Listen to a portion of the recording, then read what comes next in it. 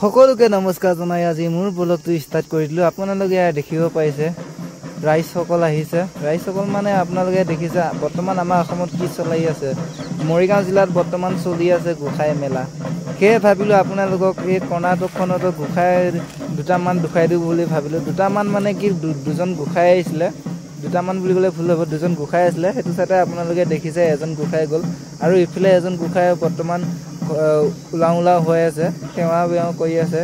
সেৱা কৰাৰ পিছতে ওলাই আহিব বাৰু গোঁসাইজন।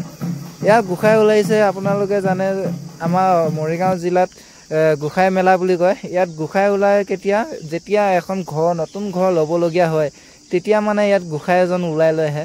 য'ত নতুন ঘৰ ল'ব লাগে তেতিয়া গোঁসাই এজন লৈ আহে ওলাই। তেনে ক্ষেত্ৰতহে গোঁসাইজন ওলায়। আমাৰ মৰিগাঁও জিলাত কি হয় কি গোঁসাই মেলা বুলি কয়। মেলাত যেতিয়া গোঁসাই ওলায় তেতিয়া সকলো ৰাইজসকল গোঁসাই পিছে পিছে আহে।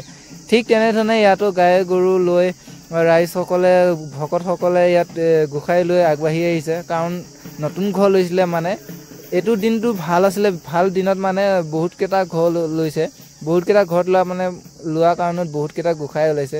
সেয়েহে ভাবিলোঁ আপোনালোকক কৰ্ণাটকৰ গোঁসাইটো কি ধৰণে নীতি নিয়ম কৰে গোঁসাইৰ, সেয়েহে ভাবিলোঁ আপোনালোকক ভিডিঅ' এটি আগবঢ়াওঁ বুলি। আপোনালোকে দেখিব পাইছে গোঁসাইজন লৈ গৈ আছে। এই ধৰণে গোঁসাই লৈ যোৱা হয় ইয়াত কৰ্ণাটকত। যদি আপোনালোকে ভিডিঅ'টো চাই ভাল পায় কমেণ্টত জনাব আৰু লাইক কৰিব আৰু চেনেলটো ছাবস্ক্ৰাইব কৰি দিব।